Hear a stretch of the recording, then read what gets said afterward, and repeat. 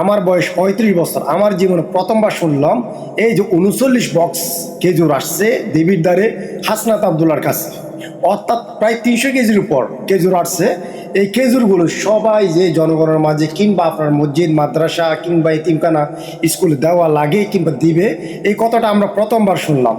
এরপরও এই যে কোরবানির ঈদে আপনার এই উটের মাংস, তারপর দুম্বার মাংস, ছাগলের মাংস এগুলো আসে। এই যে নিত্য নতুন কথাগুলো শুনে আসলে বাংলাদেশের সকল মানুষ হতবাক। এরকম যে কিছু ঘটনা আমাদের থেকে অজানা আছে, সেটা আমরা জীবনের প্রথমবার শুনলাম। ভাই, এরকম যদি প্রত্যেকটা জিনিস জনগণের সামনে যদি উন্মোচন করে দেয়, তাহলে বুঝতে পারেন বাকি এমপিগুলোর কী অবস্থা হবে, বাকি অন্য অন্য আসন যেগুলো আছে ওই এমপি মন্ত্রীদের কী অবস্থা হবে।